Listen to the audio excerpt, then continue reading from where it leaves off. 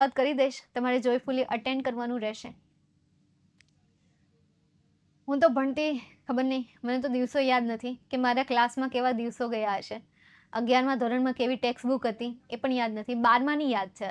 11માની text book યાદ નથી, 12માની text book યાદ છે. જો કે અમારી વખતે સિલેબસ ચેન્જ થઈ ગયો હતો. મતલબ કે અમે ભણ્યા પછી આપણો આ જે સિલેબસ છે નવો સિલેબસ હતો, એટલે નવો સિલેબસ છે. સ્ક્રીન ફરે છે, ભલે ફરતી ફરવા દે, બીજું શું કરવું ત્યાં? એને ફરવું છે તો ફરવા દઈએ આપણે. શું તમે ભાઈ જોયા કરો, સ્ક્રીન સ્લાઇડ તમારે જે કેવું હોય એ આનંદ લેશે. એ લેક્ચરનો આનંદ લેશે. હા, એ મજા આવશે અહીંયા. Yes ma'am, we are very excited to attend this lecture. બસ લ્યો, આ પછી વધી ન ગયું. ખરેખર એક્સાઇટેડ હતા કે બસ ખાલી આમને બોલો જ છો? હે, ખરેખર હતા? બધા લેક્ચરની આવી રીતે રાહ જોઈને બેઠા હો તમે? તમે સ્કૂલમાં આટલા મતલબ કે આટલા ઇન્ટરેસ્ટ સાથે તમે સ્કૂલમાં તેને ભણવા જાઓ છો? આઈ એમ ન્યૂ સ્ટુડન્ટ, તમે નવા છો ને? ખુશાલી, તમે રાહ જોઈને બેઠા હતા ખુશાલી કે ક્યારે લેક્ચરની શરૂઆત થાય? તમે તો નવા જ છો નહીં? ખરેખર નહીં? ન્યા શું વાંધો આવેલા? ત્યાં તો શું કહેવાય, બે મજા આવે. આય મજા આવે ને ન્યાય મજા આવે. બાંધવા જવા, ત્યાં બાંધવાની મજા આવે, એકબીજાને વાતો કરવાની મજા આવે. નમૂના હોય ને અમુક નમૂના કે જેને જોઈને મજા જ આવી જાય. કાંઈ ધડા વગરનું કાર્ય કરતા હોય ને અમુક ચાપલાઓને જોવાની મજા આવી જાય. કાંઈ કર્યું નથી ને ચાપલુસી કરી નથી નાખી, શિક્ષક પાસે ચાપલુસી કરી નથી. હે, મજા ન આવી? ભણાવતા નહીં આવડે, હા એ બરાબર છે. ભણાવતા ન આવડતું હોય, બોરિંગ થઈ જવાય. અચ્છા, પ્રણામ ગુરુજી, પાય લાગુ. યશસ્વી ભવ બેટા, યશસ્વી ભવ, વિજયી ભવ, યશસ્વી ભવ. કર હર મેદાન ફતેહ. આ ગીત તો સાવ ભૂલી જ ગઈ. કર હર મેદાન ફતેહ રે બંદિયા, બંદિયા રે બંદિયા, બંદરિયા રે બંદરિયા, રાહ પે ચલ બંદરિયા. ચાલ, તો હવે આપણે શરૂઆત કરી દઈએ. લાસ્ટ ટાઈમ આપણે કંઈક જોયું હતું અને એ પેરેગ્રાફ કંઈક આવો હતો. When we have common cold the smell receptor located in about 2.5 square centimetre in a become dead.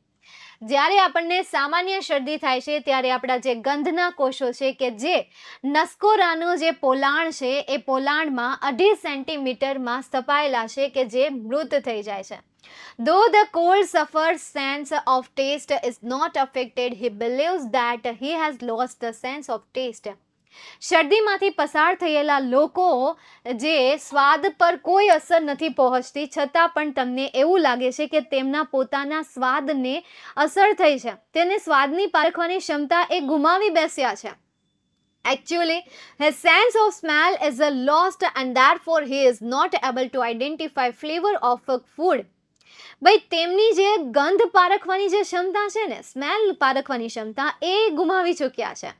તેથી જ તે કોઈ પણ ખોરાકના ફ્લેવરને, એમના ગંધને અથવા તો એમના ટેસ્ટને એ ઓળખી નથી શકતા અથવા તો એમને એ કારણ કે એમની ગંધ પારખવાની ક્ષમતા જ નથી રહી.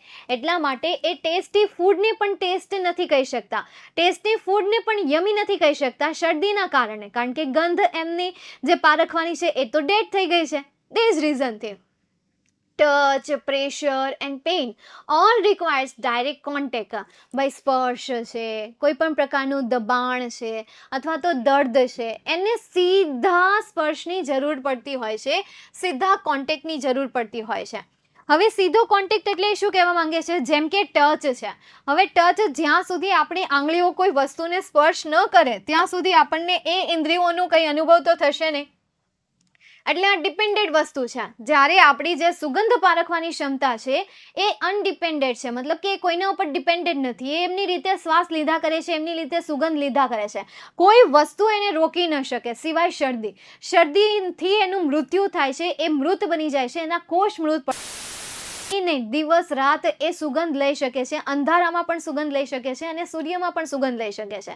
પરંતુ આ જે વસ્તુ છે એ વસ્તુ કેવી છે? ડિપેન્ડેડ વસ્તુ છે, સીધી કોન્ટેક્ટમાં આવી વસ્તુ છે.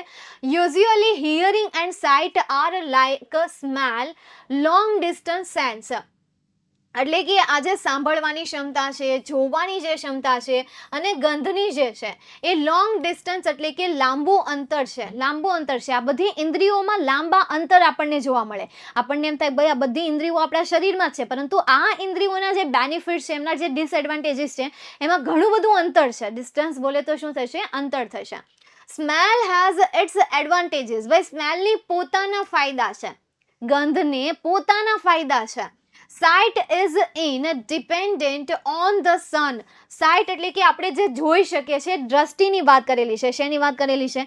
દ્રષ્ટિની વાત કરેલી છે. આપણા ક્લાસમાં જે દ્રષ્ટિ છે એ દ્રષ્ટિની વાત નથી, જોઈ શકીએ છીએ એ દ્રષ્ટિની વાત કરીએ છીએ, નજરની વાત કરીએ છીએ. તો જે સાઇટ હોય છે એ ડિપેન્ડ એટલે કે આધારિત હોય છે ઓન સન એટલે કે સૂર્ય ઉપર. સ્ટેટ ઓફ નેચર એટલે કે આપણા સ્વભાવની એક સ્થિતિ. Site is in a state of nature મતલબ કે યાર આપણા સ્વભાવની સ્થિતિ ઉપર ડિપેન્ડેડ છે. ઓન સન સૂર્ય ઉપર ડિપેન્ડેડ છે. Is too great useless at night કે જે મોટા ભાગે કેવું કહેવાય? નકામું કહેવાય. એક્સટેન્ટ મતલબ કે કદ, એમનું જે કદ છે એ કદ નકામું બની જાય છે રાત્રિ દરમિયાન. આજે આપણી પાસે જે જોવાની ઇન્દ્રિય છે, બરાબર, એ જોવાની ઇન્દ્રિય જે છે એ અંધારામાં કેવી થઈ જાય છે? નકામી થઈ જાય છે, યુઝલેસ થઈ જાય છે. એની જે એક્સટેન્ટ છે, એનો જે વધારો છે, એની જે કદ છે, એનો જે આકાર છે, એ આકાર રાત્રિમાં બિનઉપયોગી બની જાય છે, યુઝલેસ બની જાય છે. But day and night duty, પરંતુ સ્મેલ જે છે એ રાત્રે અને દિવસે કરી શકાય એવી ફરજમાં આવે છે. મતલબ કે અંધારું હોય તો પણ આપણે સુગંધ લઈ શકીએ છીએ, તો પણ આપણી સુગંધ લેવાની જે પ્રક્રિયા હોય છે એ કેવી હોય છે? ચાલુ જ હોય છે. Also hearing is depend on the production of sound. અને આપણી જે સાંભળવાની જે પ્રક્રિયા છે, સાંભળવાની જે ઇન્દ્રિય છે, એ ઇન્દ્રિય પણ આધારિત છે શેના ઉપર? પ્રોડક્શન ઓફ સાઉન્ડ એટલે કે અવાજના ઉત્પન્ન ઉપર. શેના ઉપર? અવાજના ઉત્પન્ન ઉપર આપણી સાંભળવાની જે ઇન્દ્રિય છે એ ડિપેન્ડેડ છે. એ પણ ડિપેન્ડેડ છે, પરંતુ ગંધ ડિપેન્ડેડ નથી. કેવી રીતે ડિપેન્ડેડ છે એ તો આપણે નેક્સ્ટ સ્લાઇડ જ્યારે ફેરવશું ત્યારે ખબર પડશે. હવે સૌથી પહેલા તો મને તમે એ કહો કે આ તમને પહેલી સ્લાઇડ સમજાઈ ગઈ? જો સમજાઈ ગઈ હોય તો નેક્સ્ટ સ્લાઇડ ઉપર જઈ શકે. ન સમજાણી હોય તો હવે હું તમને એમ કહીશ કે ભાઈ કયો શબ્દ નથી સમજાણો એમ. તો એવું કંઈ બન્યું હોય તો મને કહો. નથી બન્યું? એવું બન્યું છે? આદિ ઓકે, ક્લિયર છે? હાલો નેક્સ્ટ. હાલો સર નેક્સ્ટમાં આપણે જઈએ. તમે કહો છો એટલે આપણે હાલતા થઈએ એમ. તો નેક્સ્ટ શું થાય છે? If animal A is trying to locate animal B. જો પહેલું પ્રાણી પ્રયત્ન કરી રહ્યું હોય, લોકેટ એટલે કે શોધવાનું, ભટકતા પોગી ગયા હોય જંગલમાં, એક આમ વયું ગયું હોય ને એક આમ વયું ગયું હોય, તો એ પ્રાણી બી પ્રાણીને શોધવાનું કાર્ય કરે છે. અહીંયા એ પ્રાણી બી પ્રાણીને શોધવાનું કાર્ય કરે છે. Animal B may succeed refraining from making a sound. હવે આ જે બી નામનું પ્રાણી છે ને એ અવાજ કરવાનું અવોઇડ કરે છે. ભાઈ સફળ થવાનું અવોઇડ કરે છે. શું? ફ્રોમ મેકિંગ અ સાઉન્ડ એટલે કે અવાજ કરવામાં એ સફળ થતું નથી, એને નકારે છે. રિફ્રેનિંગ મતલબ કે નકારવું, તેને સ્ટોપ કરવું, તેને બંધ કરવું, તેને અવોઇડ કરવું, તેના વિરોધમાં જવું. તો બી પ્રાણી જે છે એ અવાજ બનાવવામાં સફળ થતું નથી અથવા તો સફળતાને અટકાવે છે. તો ઓર્ડર, ભાઈ અટકાવે તો પછી એને ગોતી શકવાનું છે. એ નામનું પ્રાણી બી નામના પ્રાણીને ગોતી શકશે નહીં. તો અહીંયા સાંભળવાનું જે છે એ કેવું થઈ જાય છે? ડિપેન્ડેડ થઈ જાય છે. એ અવાજ પર ડિપેન્ડેડ હોય છે. અવાજ થશે તો એ સામેવાળી વ્યક્તિને ઓળખી શકશે, તો એ સામેવાળી વ્યક્તિને સમજી શકશે. નેક્સ્ટ એના પછી આગળ શું કહે છે કે ઓડિયોર ઓન અ કન્ટ્રેરી. પરંતુ આ જે ગંધ પારખવાની જે ક્ષમતા છે ને, ઓડિયોર બોલે તો ગંધ અથવા તો સુગંધ, એ કેવી છે? વિરોધમાં છે. એટલે કે આ બેની વિરોધમાં છે. ઇઝ નોટ કોન્સિયસલી મતલબ કે તે સભાનપણે અથવા તો દેખીતી રીતે. કોન્સિયસલી મતલબ શું થશે? સભાનપણે તે અંકુશમાં રખાય એવી બાબત છે નહીં. કે ભાઈ તમે એને અંકુશમાં રાખી દો તો તમારો અંકુશ જ ખોવાય છે, કારણ કે તમારે શ્વાસ તો લેવો જ પડે, અને શ્વાસ લો એટલે છે તમે સુગંધને ફીલ કરી શકવાના છો. એ માત્ર ને માત્ર જ્યારે તમારું મૃત્યુ થાય ત્યારે જ આ પોસિબલ છે, ત્યાં સુધી નહીં. આને સભાનપણે રોકી શકાતી નથી. આ જે ગંધ પારખવાની છે એ વિરોધી બાબત છે કે એની જે હું કીધી છે, હા, એને રોકી શકવી ઇમ્પોસિબલ છે. અમંગ પ્રિમેટ્સ જનરલી, પ્રિમેટ્સ મતલબ કે યાર પહેલાના જે માણસો હતા, આદિવાસી લોકો પહેલાના માણસો હતા, મતલબ કે વાનરમાંથી ધીરે ધીરે વાનર જે હતા એ ધીરે ધીરે માણસમાં એમનું સર્જન થઈ ગયા છે. આપણે વાત કરીએ, આપણે આપણી જ વાત કરીએ તો આપણે પહેલા વાંદરા જેવા હતા, પછી ધીરે ધીરે આપણે નવું શીખ્યા, આપણામાં આધુનિકતા આવી, આપણે માણસ બન્યા, હવે ટેકનોલોજી આવી છે. હવે ટેકનોલોજી આ માણસને રોબોટ બનાવી દેશે. શું બનાવી દેશે? રોબોટ બનાવી દેશે. પછી આ માણસને જોવા માટે રોબોટ આવશે. ઓ વાહ, માણસ આવું દેખાય છે. અત્યારે કેમ આપણે અત્યારે વાંદરાને પાંજરામાં જોઈને કહીએ છીએ, હા આ વાંદરો છે, આ ચિંપાંજી છે, એવું વાંદરું પણ કેમ આપણે ખુશ થઈ જઈએ? પછી એવું થશે કે ટેકનોલોજી એટલી વિકસિત થઈ ગઈ છે, એટલી વિકસિત થઈ ગઈ છે, એટલી વિકસિત થઈ ગઈ છે, અને હજી પણ એમાં એટલો વિકાસ થતો ગયો છે કે ધીરે ધીરે આ માણસ જે છે રોબોટમાં બદલાતા જશે. શેમાં બદલાતા જશે? ધીરે ધીરે રોબોટમાં બદલાતા જશે. પછી રોબોટ આપણને જોવા આવશે અને આપણે પાંજરામાં હશું. એવું કંઈક થશે. પણ એવું ના થાય તો સારું. આ તો ઠીક, આપણે અઝમ્પશન લગાવી દઈએ છીએ, પ્રિડિક્શન કરી દઈએ છીએ કે ક્યાંક આવી જનરેશન ન આવી જાય. ચલો નેક્સ્ટ આગળ જઈએ. આગળ શું થાય છે? અમંગ પ્રિમેટ્સ. હવે અમંગ છે ને, અમંગ એટલે વચ્ચે થાય, બિટવીન એટલે વચ્ચે થાય. તો તમને સવાલ થાય મેમ ક્યારે અમંગ આવે ને ક્યારે બિટવીન આવે? તો બે વ્યક્તિ વચ્ચે વાતચીત થતી હોય, બે વસ્તુ વચ્ચે વાતચીત થતી હોય તો ત્યારે બિટવીન આવે. પણ બે કરતાં વધારે વ્યક્તિ વચ્ચે વાતચીત થતી હોય ત્યારે અમંગ આવે. Between Ram and Shyam. But વિદ્યાર્થીઓ હોય તો અમંગ ચિલ્ડ્રન, બાળકોની વચ્ચે. સમજાય છે? ચાલો નેક્સ્ટ જોઈએ. તો આ જે વાનર પ્રજાતિ છે એ સામાન્ય રીતે આ જે માણસો છે, ખાસ કરીને માણસ જાતિ, ખાસ કરીને સ્પેશિયલી મતલબ કે ખાસ કરીને the sense of smell has been displaced for long distance purpose by the sense of sight. એ શું કહે છે કે ભાઈ આ જે સુગંધ પારખવાની ઇન્દ્રિયો છે ને, એ ઇન્દ્રિયોને આપણે વિસ્થાપિત કરી નાખી છે, મતલબ કે એનો વિનાશ કરી નાખ્યો છે. એનો આપણે વિનાશ કરી નાખ્યો છે. શા માટે? તો લોંગ ડિસ્ટન્સ પર્પઝ, એટલે કે લાંબા અંતરના હેતુ માટે. લાંબા અંતરના હેતુ માટે by the sense of sight, એટલે કે આપણી જે જોવાની ક્ષમતા છે, આપણી જે જોવાની ઇન્દ્રિય છે, એ ઇન્દ્રિય દ્વારા લાંબા અંતરના હેતુ માટે આપણે આપણી જે ગંધ પારખવાની ક્ષમતા છે એ ક્ષમતાનો આપણે વિનાશ કરી નાખ્યો છે.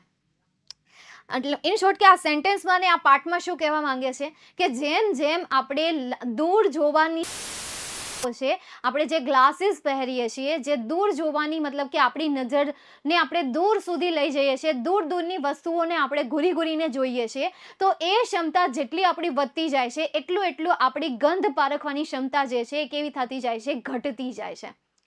એ ડેડ થતી જાય છે, એ મૃત. કારણ કે એ આપણી જે દૂર જોવાની જે ક્ષમતા છે, એ દૂર જોવાની ક્ષમતા આપણી અહીંયા આઈસાઇટ આવે છે, અહીંયા આઈસાઇટ આવે છે.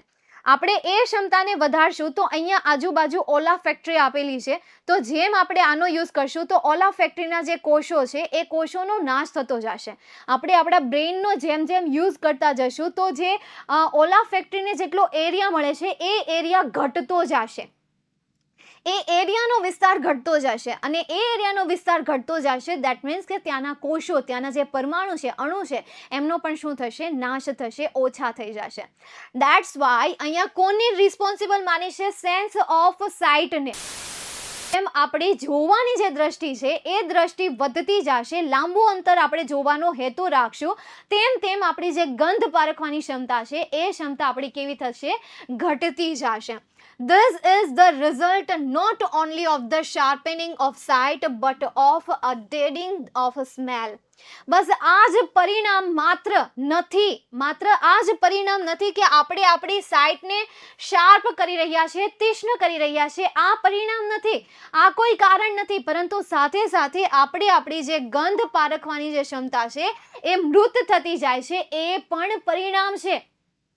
આપણું જે લોંગ અંતર જે જોવાનું પર્પસ છે, હેતુ છે, એ હેતુમાં ખાલી આપણે આપણી દ્રષ્ટિને શાર્પ કરી રહ્યા છીએ એ જ પરિણામ નથી, પરંતુ આપણી જે ગંધ પારખવાની ક્ષમતા છે એને આપણે ડેડ કરી રહ્યા છીએ, એને આપણે મૃત બનાવી રહ્યા છીએ. ચાલો સમજાણું અહીંયા સુધી. કે તમને શું કહેવા માંગે છે, મતલબ કે યાર અહીંયા કરેલી છે, સાયન્સનો ફેક્ટ કહ્યો છે કે જે સમજવો જરૂરી છે, જાણવું જરૂરી છે. Okay, done, clear? Have you any query?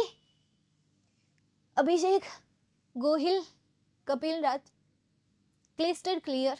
ઠીક છે ફિન, ચાલો તો જઈએ હવે આપણે નેક્સ્ટ. એક તો એસીનું રિમોટ કામ કરતું નથી, હવે મારે આને ધીમું ફાસ્ટ કરવું હોય તો શું કરવાનું? આને ટપકી મારીને કરવાનું.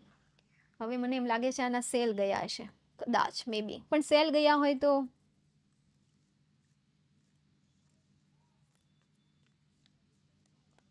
ए खुदा बता दे क्या लकीर में तूने लिखा मुझे तो बस इश्क है पिया सजदे तेरा तेरा क्या.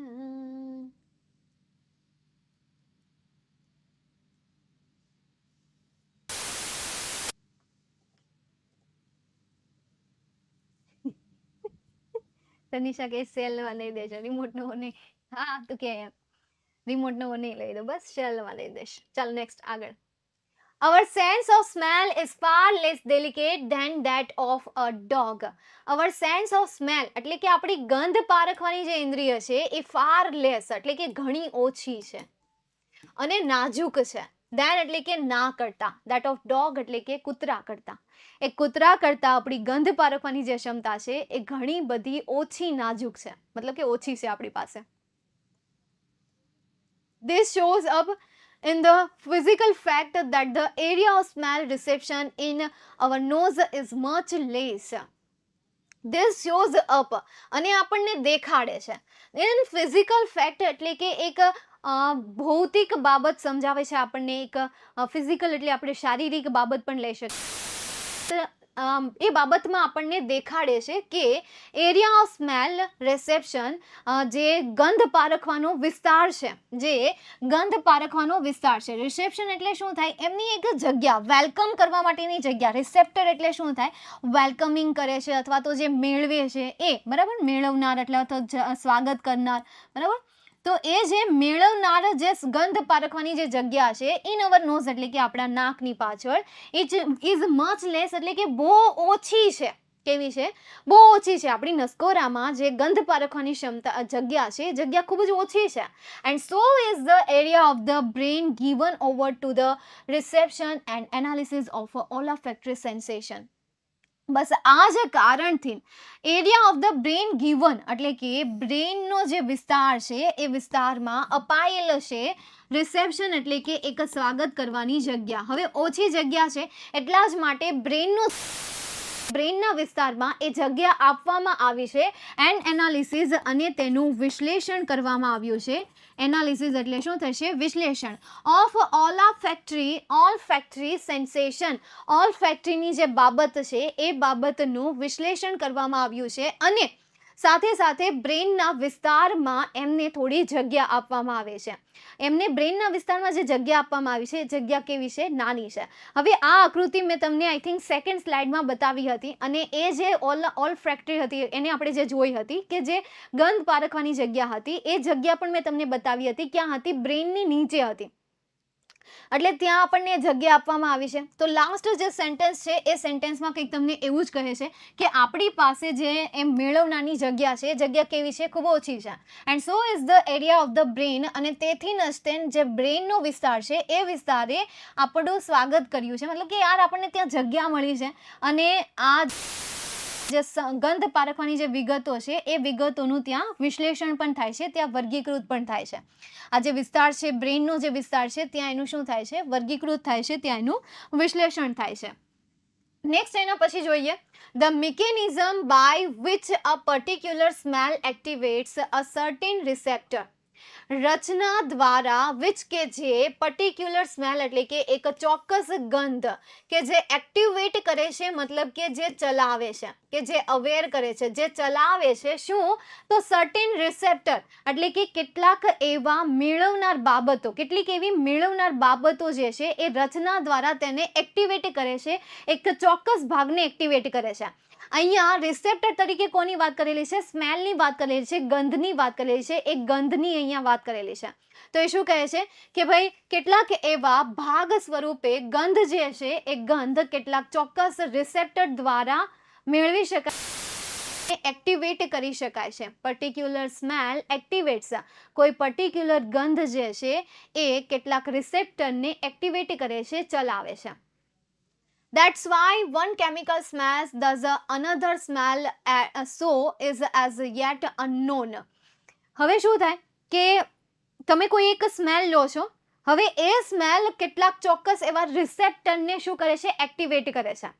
ફોર એક્ઝામ્પલ તમે ગંધ લો છો તો એ ગંધની સાથે બીજા પરમાણુ પણ આવે છે. કોઈ એક ગંધ નથી લેતા. તમે કોઈ પદાર્થની ગંધ લો છો તો એ પદાર્થમાં બીજા કેટલાક એવા અણુ છે, પરમાણુ છે, તો એ અણુ અને પરમાણુને એક્ટિવેટ કરો છો. અને એ જ કારણથી વન કેમિકલ સ્મેલ્સ, એટલે કે તમે કોઈ એક કેમિકલની સુગંધ લો છો તો એ સુગંધમાં બીજી સુગંધ પણ ઉમેરાઈ જાય છે. અનધર સ્મેલ્સ, બીજી સુગંધ પણ એમાં ઉમેરાઈ જાય છે. સો ઇઝ નોન, તેથી જ તે અત્યારે પણ કેવું છે? અજાણીતું છે. પહેલી લાઈન ખાસ સમજજો કે તમે જે સ્મેલ લો છો એ સ્મેલના કેટલાક પરમાણુને એ એક્ટિવેટ કરે છે, કાર્યાન્વિત કરે છે, એને ચલાવે છે. રિસેપ્ટર્સ મતલબ કે યાર જે આવતા હોય, જેનું સ્વાગત થતું હોય, એમની અહીંયા વાત કરેલી છે, તો એમને એ જાગૃત કરે છે. અને એ જ કારણથી તમે જ્યારે કોઈ કેમિકલની સ્મેલ લો છો ત્યારે એ સ્મેલમાં માત્ર એક સ્મેલ નહીં, બીજી સ્મેલ પણ હોય છે, અને એટલા જ માટે તેને અનનોન કહેવામાં આવે છે, અજાણી સુગંધ કહેવામાં આવે છે. Recently, there have been suggestions that chemicals smell as they did because of the overall shape of their molecules, or because they punctured the membranes of the smell receptor, because the parts of the same manner of puncturing or the same fashion of vibrating would all smell the same. હવે certainly એટલે શું થશે? હાલમાં. આને ટુકડામાં આપણે સમજીએ, because આને ટુકડામાં સમજશું તો વધારે સારી રીતે સમજાશે. વર્ડ ટુ વર્ડ હું એમનું ગુજરાતી કરીશ તો તમને કંઈ નહીં સમજાય, એટલે ટુકડામાં આપણે એને સમજીએ. તો શું કહે છે? there have been suggestion, એટલે કે ત્યાં કેટલાક સૂચન છે, that કે જે કેમિકલ સ્મેલ, આપણે જે કેમિકલની સુગંધ લઈએ છીએ, they did because તેમાં બીજી સ્મેલ એડ થાય છે. આપણે કેટલાક કેમિકલની સ્મેલ લઈએ છીએ એન્ડ ધે ડીડ, એટલે કે એ બીજી સુગંધ એમાં એડ થાય છે. ધે ડીડ તરીકે શું કહેવા માંગે છે કે એમાં બીજી સુગંધ એડ થાય છે તો એ જે સુગંધ એડ થાય છે કારણ કે ઓવરઓલ શેપ, એટલે કે સંપૂર્ણ આકાર, ઓફ ધેર મોલેક્યુલર્સ, એટલે કે તેમના અણુના સંપૂર્ણ આકારને કારણે એવું થતું હશે, અથવા તો because they punctured the membranes of a smell receptor. તેમણે મતલબ શું થશે? તમે જે સ્મેલ લો છો અને એ સ્મેલમાં જે નાની અમથી એક્ટિવિટી થાય છે, શું થાય છે? તો આ ગંધ લેવાની જે પટલ છે, તમે સમજો યાર, પટલ તરીકે એક પટલ સમજો, કોષ સમજો, તો એ જે પટલ છે એ પટલમાં પંચર થવાને કારણે, મતલબ કે એમાં પંચર થવાને કારણે અને એ હવા તમારા નસકોરા સુધી પહોંચે છે, તો એના કારણે, અથવા તો parts of same manner of puncture, અથવા તો બીજા ભાગ સ્વરૂપે બરાબર એ જ રીતે પંચર થઈ ગયું હોય, કાણું પડી ગયું હોય, બરાબર એ જ રીતે કોઈ કોષમાં કાણું પડી ગયું હોય, પંચર થઈ ગયું હોય, or the same fashion of vibrating, અથવા તો બરાબર એ જ રીતે વાઇબ્રેશન થવાને કારણે, would all smell the same, બરાબર એ જ રીતે વાઇબ્રેશન થવાને કારણે બધી જે ગંધ હોય છે એ કેવી હોય છે? સરખી હોય છે. મતલબ કે કોઈ સારી તો કોઈ ગંધારી. તો આ હેતુમાં એણે કહ્યું છે કે કદાચ આવું હોઈ શકે, એ કારણથી સરખી સ્મેલ આવી શકે, એ કારણથી સ્મેલને વ્યવસ્થિત રીતે ન ઓળખી શકાય. ફરી એક વખત ખાસ અહીંયાથી જુઓ, હાલમાં એવું સૂચન આવ્યું છે કે તમે જે કેમિકલની સ્મેલ રહી રહ્યા છો એ કેમિકલની સ્મેલ કદાચ તમને કોઈ અણુના આકારના લીધે આવતી હશે, અથવા તો ગંધના કેટલાક એવા પટલ તૂટવાને કારણે, પંચર થવાને કારણે, અથવા તો બીજા ભાગ સ્વરૂપે એ જ વલણમાં પંચરિંગ થવાના કારણે, અથવા તો વાઇબ્રેટિંગ થવાના કારણે, વાઇબ્રેટિંગના ઢબના કારણે, ફેશન એટલે શું થશે? ઢબ થશે. વાઇબ્રેટિનના ઢબના કારણે તમે એ બરાબર એવી જ સ્મેલ લો છો, એવી જ ગંધને તમે અનુભવ કરો છો. ચાલો સમજાયું અહીંયા સુધી? પતલો પડદો, હા બીજું તમે પટલ એટલે પડદો પણ કહી શકો. હા એક બહુ સરસ શબ્દ આપ્યો, પડદો. યાર જેવી રીતે કાનમાં પટલ હોય છે, સેમ એ રીતે પડદા, આંખની કીકીઓમાં પડદો હોય છે, બસ એ પડદાની વાત કરીએ છીએ. ડન. અભિષેક, નિશા, ખુશી,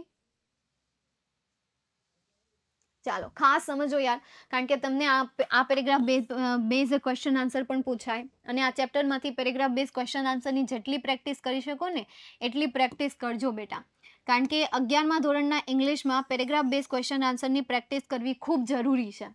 ખૂબ એટલે ખૂબ જરૂરી છે, કારણ કે એમના આન્સર જ મોટા મોટા આવે. જો ને તમે આમ જો ને આવી રીતે આ એક સેન્ટેન્સ, કેટલા સેન્ટેન્સ લેન્ધી આવે છે.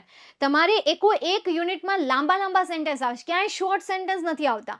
એટલે તમારે જે ક્વેશ્ચન પૂછાશે એ ક્વેશ્ચનના આન્સર એ લાંબા આવશે.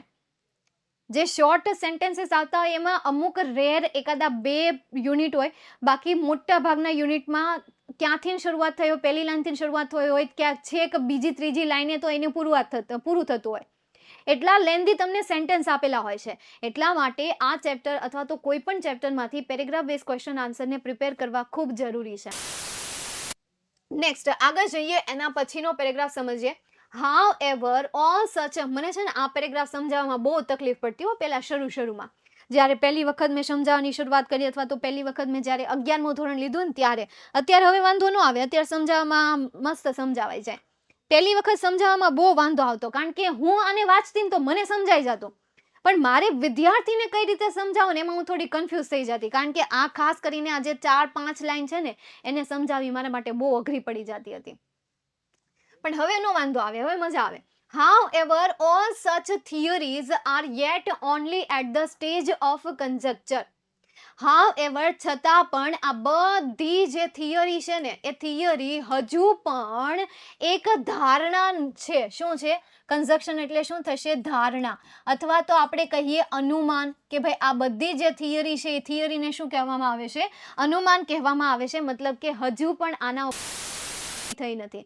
ઘણી વખત એમ થાય કે આ પાઠમાં છે ને ખાલી ખોટું લાંબુ કહી દીધું છે, એના કરતાં શોર્ટમાં એને નાનો તો પેરેગ્રાફ બનાવી નાખ્યો હતો કે ભાઈ સ્મેલ, પણ તમારી પાસે તો વર્ડ વોકેબ્યુલરી ન આવે, તમારી પાસે સેન્ટેન્સ સ્ટ્રક્ચર ના આવે, એટલા માટે આ યુનિટને લેન્ધી બનાવ્યો છે, થોડોક લાંબો બનાવ્યો છે. આમ જોવા જાવ તો લાંબો તો છે નહીં. શું કહે છે એ કે ભાઈ આ બધી વાત અત્યાર સુધીમાં તમે જે જોયું ને બધી વાતને અનુમાન જ ગણવામાં આવે છે. બાકી અહીંયા બે જ સુગંધ છે, એક સારી અને બીજી ગુડ. મતલબ કે યાર સોરી, એક સારી અને બીજી ગંધારી, મતલબ કે good and bad. Good smell, bad smell, good smell, bad smell. ગંધારી સ્મેલ આવતી હોય તો તમે ગંદી સ્મેલ હોય ને તો એને બેડ સ્મેલ કહેવાય. ખરેખર સ્મેલ એટલે સુગંધ થાય, સ્મેલ એટલે ગંધ થાય. તમે જેને ગંધારું કહો છો ને એને ઇંગ્લિશમાં સ્મેલ કહી શકાય. તમે જેને સુગંધ કહો છો એને પણ ઇંગ્લિશમાં સ્મેલ કહી શકાય. પણ તમારે એમ કેવું છે કે બેડ સ્મેલ ઓર સારી સુગંધ અને ગંધારી મતલબ કે ત્યારે તમે યુઝ કરી શકો બેડ સ્મેલ ઓર ગુડ સ્મેલ. જેવી રીતે બેબી જે છે એ ગર્લ માટે પણ યુઝ થાય અને બોય માટે પણ યુઝ થાય. પણ કોઈ નાનું બાળક હોય તો તમે તેને બેબી બોય, બાળકમાં છોકરો હોય તો બેબી બોય કહેવાય અને છોકરી હોય તો બેબી ગર્લ કહેવાય. બાકી આપણે તો ગુજરાતમાં તો બેબીને કંઈક એવી રીતે છોકરામાં ચેન્જ કરી નાખ્યો છે, ફિમેલનું મેલ કરી નાખ્યું છે. ફિમેલમાં બેબી અને મેલમાં બાબો થયું છે ને આવું, બસ આવું જ થયું છે. બાકી ખરેખર બંને માટે કંઈક આવી રીતે બોલાય, baby girl and baby boy, બાબોને. એ તો આપણે હુલામણું નામ રાખ્યું છે, હુલામણા નામ તરીકે તમે બાબો કહી શકો.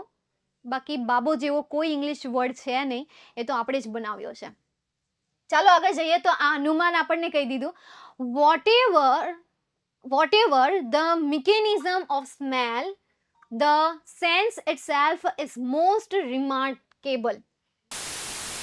આ ગંધની રચના જે કંઈ પણ છે, મિકેનિઝમ રચના, આ ગંધની રચના જે કંઈ પણ છે, વોટએવર ગમે છે, જે કંઈ પણ છે, આ ગંધની રચના જે કંઈ પણ છે, ધ સેન્સ ઇટસેલ્ફ, સમજ પોતાની, ઇન્દ્રિય જે છે એ ઇન્દ્રિય આપમેળે મોસ્ટ રિમાર્કેબલ, વધારે રિમાર્કેબલ છે, મતલબ કે યાર વધારે જાણીતી છે. રિમાર્કેબલ એટલે શું થશે? જાણીતી અથવા તો પ્રખ્યાત.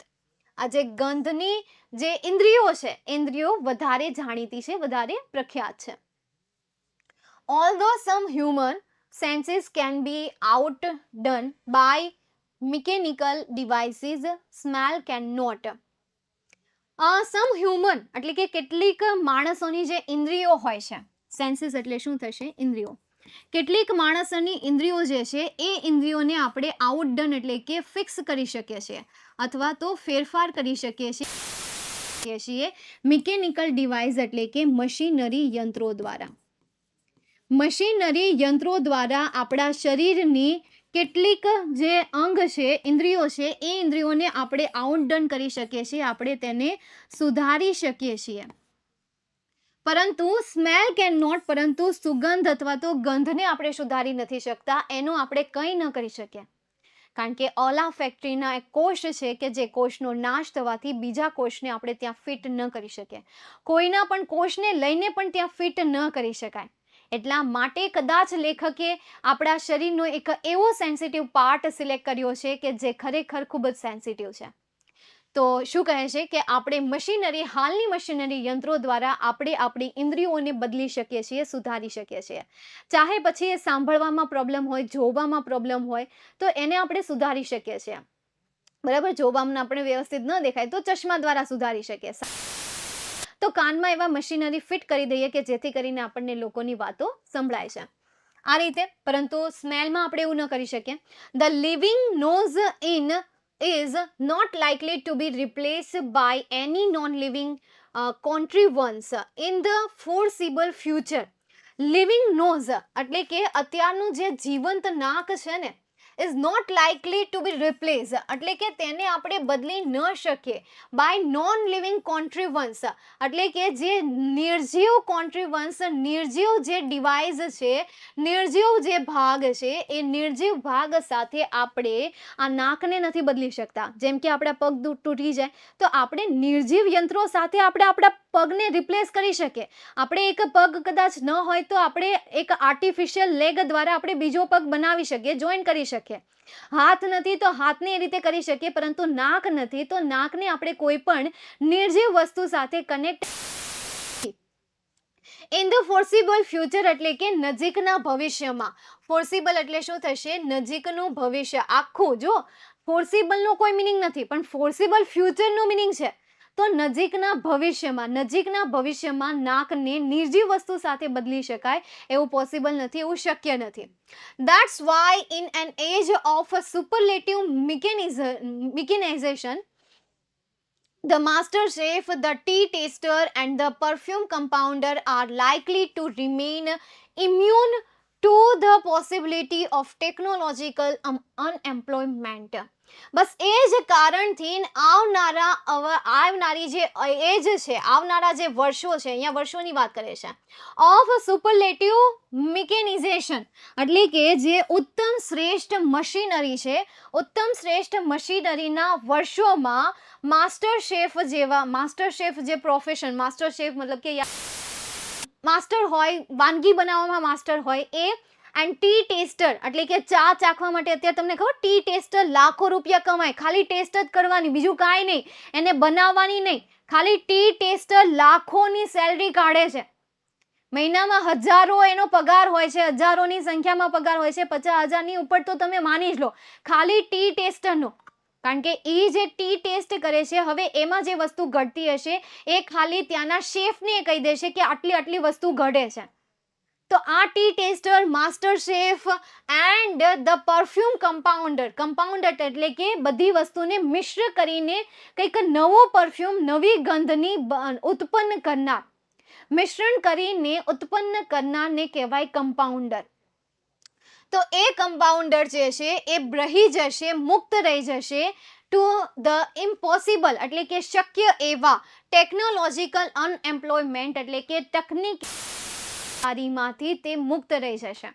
કારણ કે જેવી ટેકનોલોજી આવશે એટલે કે એવા લોકો કે જે લોકો પાસે નોલેજ નથી, જે લોકો પાસે એજ્યુકેશન નથી, જે લોકો પાસે કોઈ એવી સ્કિલ છે પરંતુ એ સ્કિલ શીખી નથી શકતા, જેની પાસે ટેલેન્ટ છે પણ ટેલેન્ટને ઓળખી નથી શકતા, એવા વ્યક્તિઓ આ અનએમ્પ્લોયમાંથી પસાર થઈ શકશે. પરંતુ આ 3 પ્રોફેશન જે છે એ ક્યારેય અનએમ્પ્લોયમેન્ટ નહીં રહે.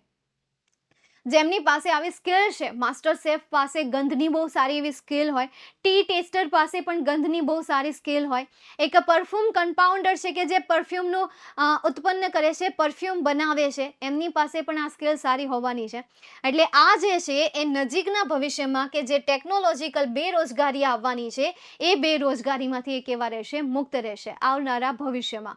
મતલબ કે આ પાઠ ખબર નહીં ક્યારે લખાયેલો હોય, આ પાઠ તમારે 2018 પછી આવ્યો હે ને. તમારી ટેક્સ્ટબુક જે છે આઈ થિંક યાર 2000 થઈ હશે અથવા તો 2017 પછી ચેન્જ થઈ હશે. નોટ એક્ઝેક્ટલી યર તો મને યાદ નથી, પણ 2012ના વર્ષ યાદ છે કે એમણે આ જે ચેન્જીસ થયા હતા એ 2017 પછી થયા હતા. તો તમારે પણ એની આજુબાજુ ક્યાંક ચેન્જીસ થયા હશે બુકના. તો શું કહેવા માંગે છે, મતલબ કે યાર આ 2017 પછી જો આ બુકની ચેન્જીસ થઈ હોય તો એને આ પાઠ ક્યારે છેક લખેલો હશે, 2015માં લખ્યો હશે. મતલબ કે 2015માં એને ખબર પડી ગઈ કે ભાઈ ટેકનોલોજી આટલી હદે આગળ જવાની છે, અને ત્યારે એને લખી લીધું કે ટેકનોલોજી જ્યારે આટલી હદે આગળ જશે અને કેટલાક લોકો બેરોજગાર થઈ જશે, કારણ કે ટેકનોલોજી આપવાથી કોઈ કર્મચારીની જરૂર ન પડે, મજૂરની જરૂર ન પડે, ઓછા માણસોની જરૂર પડે. તો આ જે બેરોજગારી આવશે એ બેરોજગારીમાંથી આ લોકો જે છે એ કેવા રહેશે, મુક્ત રહેશે. એટલે આમ જોવા જાવ તો મને આ પાઠ બહુ સારો લાગે કે લાસ્ટમાં એને જે અનુમાન લગાવ્યું યાર એ જોરદાર છે. બીજું એને અહીંયા એમને વાત કરી કેટલાક એવા પ્રોફેશન્સ કે જે ક્લાસના વિદ્યાર્થીઓ વિચારતા પણ નથી હોતા. ધોરણ 12ના વિદ્યાર્થી કોઈ દી વિચારે કે માસ્ટર શેફ બનશે પોતે? કોઈ દિવસ કોઈએ વિચાર્યું કે ટી ટેસ્ટર બનશે? કોઈ દિવસ કોઈએ એવું વિચાર્યું કે એ પરફ્યુમ કમ્પાઉન્ડર બનશે? આવી પ્રોફેશનલ લાઈફ ક્યારે કોઈ વ્યક્તિએ વિચારી છે? ક્યારે કોઈ વ્યક્તિએ પોતાની ઇન્દ્રિયો તરફ ધ્યાન આપ્યું છે? આ વ્યક્તિ એક એવી વ્યક્તિ છે કે જેણે પોતાની જાતને ખરેખર રીતે સમજી છે. જે માસ્ટર શેફ છે, જે હજી તો માસ્ટર શેફને આપણે સાઈડમાં મૂકીએ, પણ જે ટી ટેસ્ટર છે, જે પરફ્યુમ કમ્પાઉન્ડર છે, એ વ્યક્તિએ ખરેખર પોતાની જાતને સમજી છે, પોતાની જાત ઉપર એને અભ્યાસ કર્યો છે, સ્ટડી કર્યું છે, રિસર્ચ કર્યું છે. ત્યારે એને ખબર પડી ને કે એની અંદર માસ્ટર શેફના ગુણ છે, ત્યારે એને ખબર પડી ને કે એ ટી ટેસ્ટર બહુ સારું કરી શકે એમ છે, એને ટેસ્ટિંગમાં બહુ સારો એવો ખ્યાલ છે. ત્યારે એને ખબર પડી ને કે પરફ્યુમ બહુ સારી રીતે બનાવી શકે એમ છે, એને ગંધની સારી એવી નોલેજ છે. આ બધી એવી લાઈફ છે કે જેમાં તમને તમારી ગંધની ઇન્ફોર્મેશન હોય કે તમે સુગંધમાં બહુ સારા છો. તમે કોઈ પણ જગ્યા હોય અને ક્યાંય પણ રસોઈ બને છે તો તમે તરત કહી શકો કે આમાં આ વઘાર થયો છે. આ સ્કિલ જે છે એ સ્કિલ ઉપર આપણે ફોકસ નથી કરતા. તો આ પ્રોફેશનને સિલેક્ટ કરવો મતલબ કે યાર ટેલેન્ટને સિલેક્ટ કરવું. આ પ્રોફેશન એવો છે કે જે ટેલેન્ટ બેઝ છે, જે ટેલેન્ટ બધામાં હોય. આને શીખી ન શકાય, આને શીખી ન શકાય. બાય બોર્ન તમારી અંદર હોય છે. ટી ટેસ્ટિંગ કરવાનું ટેલેન્ટ તમારી અંદર બાય બોર્ન હોય છે. માસ્ટર શેફ બનવાનું બાય બોર્ન હોય છે. શું કામ માસ્ટર શેફ બનો છો? કારણ કે તમને ગંધની ઇન્ફોર્મેશન છે, એટલા માટે તમે માસ્ટર શેફ બન્યા. પરફ્યુમ કમ્પાઉન્ડર શું કામ બનીએ છીએ આપણે? કારણ કે ગંધનું તમને ખબર પડે છે, એટલા માટે તમે પરફ્યુમ કમ્પાઉન્ડર બનો. અહીંયા સુધી કોઈને કોઈ ક્વેરી? આવું ટેલેન્ટ થોડું મારામાં પણ છે દી, તો સારું કહેવાય. એ ટેલેન્ટને પકડી રાખવું વધારે સારું કહેવાશે, હે ને? ચાલો, આઈ થિંક અહીંયા તમારો પાઠ પૂરો થઈ જાય છે. આ આઈ થિંક તમારા ચેપ્ટરનો લાસ્ટ પેરેગ્રાફ છે. હા, લાસ્ટ જ પેરેગ્રાફ છે. પછી બીજું જે યુનિટ છે ને, એ બીજું યુનિટ તમારું ફર્સ્ટ એડ વાળું યુનિટ છે કે જે પહેલી સ્ટોરી સાથે બિલકુલ મેચ નથી થતું. બસ મૂકી દીધું છે એણે. બીજું જે યુનિટ છે એ યુનિટનું નામ છે ફર્સ્ટ એડ. ફર્સ્ટ એડ એટલે પ્રાથમિક સારવાર થાય. આ ચેપ્ટર પણ મને ગમતું જ છે આમ જોવા જાવ તો. ભલે વિદ્યાર્થીઓ એમ કહેતા હોય કે નકરી સાયન્સની વાત કરી છે, દવાખાનાની વાત કરેલી છે, વિજ્ઞાનની ના તે બધી વાતો કરી છે, પણ આવડો હારું આપણને ઓલું આપી જાય છે, ટ્રિક્સ આપી જાય છે, ટિપ્સ આપી જાય છે કે ક્યારે આપણને શું થયું હોય તો કેવી સારવાર આપવી એ આપણને શીખી જાય છે. એટલે મને એમ થાય કે આમાં નોલેજ મળે છે. આગળનું જે ચેપ્ટર હતું સ્મેલ વાળું, તો અક્ષર હું સાંભળતી રહેતી હોય કે વેરી બોરિંગ ચેપ્ટર, વેરી વિદ્યાર્થીઓના મોઢેથી સાંભળતી રહેતી હોય, પણ યાર આપણે આપણો પોઈન્ટ ઓફ વ્યૂ ચેન્જ કરવો પડે. ખરેખર રીતે અહીંયા આપણને એક નોલેજ મળ્યું કે સ્વાદ અને ગંધ વચ્ચેનો ડિફરન્ટ આપણને ખબર પડ્યો કે ગંધ આપણી અંદરની જે મતલબ કે આપણે જે ગંધ પારખવાની ક્ષમતા છે એ એક ઇમ્પોર્ટન્ટ પાર્ટ છે આપણી લાઈફમાં. એ ગંધ દ્વારા આપણે ઘણી મતલબ કે પ્રોફેશનલ લાઈફને પણ સિલેક્ટ કરી શકીએ છીએ, આપણું કરિયર બનાવી શકીએ છીએ એ ગંધ દ્વારા. જો આપણા અંદર કંઈક સારી એવા ટેલેન્ટ છે, એવા ગુણ છે કે ભાઈ ઘણા બધા એવા વિદ્યાર્થીઓ હોય કે જે અનઅવેર હોય આ બાબતથી, તો કોઈ વિદ્યાર્થી છે કે ભાઈ એ બાબતમાં બહુ સારી છે, તો એ એક સારી એવી ટી ટેસ્ટર બની શકે છે યાર. એ હોટેલમાં જઈને ખાવાનું બનાવી શકે છે, માસ્ટર શેફ બની શકે છે. આ વસ્તુ એનામાં આવી શકે. એ એક પરફ્યુમ બનાવનાર વ્યક્તિ બની શકે છે, કમ્પાઉન્ડર બની શકે છે, હે ને. તો આ એક પ્રોફેશનલ લાઈફની નોલેજ મળી આ ચેપ્ટરમાંથી. બીજું જે છે ફર્સ્ટ એડ મતલબ કે પ્રાથમિક સારવાર, તો તમે દાજ્યા છો તો એમાં ખડકાયું કૂતરું તમને કરડી ગયું છે તો એમાં તમારે શું કરવું, તમને કંઈ ઘા વાગ્યો છે તો એમાં તમારે શું કરવું, એટલીસ્ટ એ તો તમને આમાં જાણવા મળશે. હે તો બી વસ્તુ કંઈ ને કંઈ નવું શીખવાડે છે. સાચી વાત છે, બસ વિચાર આપણા પર ડિપેન્ડેડ છે. Yes, great chapter always and always. બાકી હું એમ સાંભળતી હોય, ઇનફેક્ટ યાર શિક્ષકોની અમારી કદાચ ટીમ હોય તો એના મોઢે પણ હું સાંભળતી રહેતી હોય કે 11th સ્ટાન્ડર્ડના યુનિટ ઇટ્સ લેન્ધી એન્ડ થોડ લિટલ બિટ બોરિંગ. સ્ટાફમાં મતલબ આપણા સ્ટાફમાં તો બીજા ઇંગ્લિશના ટીચર તો છે નહીં, કદાચ ફ્યુચરમાં આવશે તો કદાચ આપણે એમની પાસેથી જાણી લઈશું, આવશે ત્યારે, હે ને. પણ અત્યારે તો છે ને, અત્યારે તો એક લોતી હું છું. પણ અહીંયા વિઝિટિંગ માટે આવતા હોય અથવા તો આપણી એક મતલબ કે અહીંયા નહીં પરંતુ એક બીજી કંપની છે જેનું નામ તમે સાંભળ્યું હશે, યુથ એજ્યુકેશન, કે જે તમને નહીં પરંતુ શિક્ષકોને પેપર જનરેશન પ્રોવાઈડ ના દ્વારા મને જાણવા મળ્યું હોય લાઈક દેટ. પોયમ ખાલી 3 જ છે આખી બુકમાં, 3 નહીં હોય, 3 જ છે કે 4 છે, 3 છે કે 4 છે. जैसे जिसकी सोच हम क्या कर सकते हैं. હા, ડાયલોગ બાજી તો સારું નહીં હે, સ્ટાન્ઝા બેઝ ક્વેશ્ચન આન્સરની પ્રિપેરેશન. પણ એની બદલે તમને યુનિટ વધારે આપ્યા છે ને, એટલે આમાંથી શોર્ટ નોટ પૂછાય તો આમાં કન્ફ્યુઝ કેટલું થાય. શોર્ટ નોટ તમારે કઈ તૈયાર કરવી, મારે આમાંથી આઈએમપી શોર્ટ નોટ કઈ રીતે આપવી. હે 10મા ધોરણમાં તો મેં તમને એક ચેપ્ટરમાંથી એક જ આઈએમપી શોર્ટ નોટ આપી હતી, કારણ કે એ ચેપ્ટર એક જ હતું, એમાં મેઇન જ એક જ હીરો આવે. હવે આમાં તમારે એક પાર્ટમાં 3 તો રીડ આવતા હોય, આમાં આઈએમપી શોર્ટ નોટ આપી તો આપવી કેમ? ચલો હજી આપણે એ છોડી દઈએ. આપણે એક પાર્ટમાં એક રીડ હોય ને, એક રીડ, એ રીડમાં 3 તો પાર્ટ પડતા હોય. જેમ કે આપણે ફર્સ્ટ પાર્ટ લઈ લઈએ તો એમાં બર્નિંગ આવે, એમાં વાઉન્ડ્સ આવે. હે તો હવે મારે આમાં તમને આઈએમપી શોર્ટ નોટ આપી તોય હું આપી, અને તમારે આઈએમપી શોર્ટ નોટ પ્રિપેર કરવી તો તમારે પાઠ જ તૈયાર કરવાનું રહે. આમાં કોઈ આઈએમપી શોર્ટ નોટ આવે જ નહીં, તોય હું આપી દઉં, અઠ્ઠે ગઠ્ઠે આપી દઉં છું. સાચું, આ એક ટ્રુ ફેક્ટ છે, એકદમ સાચી વાત છે. કારણ કે આઈએમપી જેવું કંઈ આવે જ નહીં. 11મા ધોરણમાં આઈએમપી જેવું કાંઈ આવતું નથી, કાંઈ એટલે કાંઈ નહીં. તમને યુટ્યુબમાં આપણી ચેનલમાં પણ એમ કે આઈએમપી 11મા ધોરણનું, તો તમારે પ્રેક્ટિસ કરવી હોય ને તો જ જાજો, બાકી વિડીયો ખોલતાય નહીં. હું તમને સાચી વાત કહી દઉં, મારા ઇંગ્લિશના સબ્જેક્ટની હું સાચી વાત કહી દઉં. બાકી સ્ટેટમાં, એકાઉન્ટમાં હજી એમાં આઈએમપી આવે, કારણ કે એમાં મેઇન વસ્તુ એક ફોકસ હોય કે ભાઈ મેઇન આ જ વસ્તુ પૂછશે, મેઇન આ પ્રકારના દાખલા જ પૂછશે, એમાં હોય. પણ ઇંગ્લિશમાં શોર્ટ નોટની આપણે વાત કરીએ તો આઈએમપી જેવું એમાં કાંઈ ન આવતું હોય. તમારે ખાલી પ્રેક્ટિસ કરવી છે તો જ તમારા લેક્ચર ખોલીને બેસજો. બાકી એ આશા સાથે તમે આવવાના હોય કે મારે આઈએમપી જોતું છે, તો એ વિડીયો ખોલતાય નહીં, જોતાય નહીં, ખાલી લાઈક આપીને વહી જાવ તો વહી જાજો. એટલે લાઈક તો વધે, એનાથી મને મોટિવેશન મળે, હે ને. એટલે સમજાણું? કંઈ નહીં દી, તમે છો એટલે વિશ્વાસ છે, થઈ જશે બધું. હા બસ એમ તો બરાબર છે. અટવાય ત્યાં પૂછી લેવાનું. હા પછી એવા વિદ્યાર્થીઓ હોય કે આ બધા વિદ્યાર્થીઓ એમ કે મને બધું સમજાઈ જાય છે, તો એવું વિચારીને બેઠા હોય કે મને એકને નથી સમજાતું, હું કેમ પૂછું, તો એવું ગભરાવાનું નથી. તમે વોટ્સઅપમાં મેસેજ કરી દેજો, ત્યાં હું તમને સોલ્યુશન કરી દઈશ. ઓકે, એટલે તમારે તમારી રીતે બોલી લેવાનું. ઓકે, હા હો દી, હા હો હરમિત. ડોન્ટ કોમ બનાવીને શોર્ટ નોટ લખવાની, એ હું સરદિયા ડોન્ટ કોમ બનાવી મને સમજાણું. કાંઈ નહીં, પણ તમે સમજી ગયા ને તમારે કઈ રીતે કરવાનું છે. ક્યારે સ્ટાર્ટ કરશો? આના પછી કરવું છે 7મા યુનિટ પછી પૂરું થાય પછી ગ્રામર? તો ત્યાર કરી દઈએ. ઠીક છે તો ત્યાર કરી દેશું. તો ત્યારે શરૂ કરી દેશું. ગ્રામર લેશું, મજા આવશે. ઠીક છે ચાલો, તો એ લઈ લેશું તમે કહો છો એટલે. ઓકે ચાલો, તો અહીંયા સુધી આપણે આજનો સેશન રાખીએ.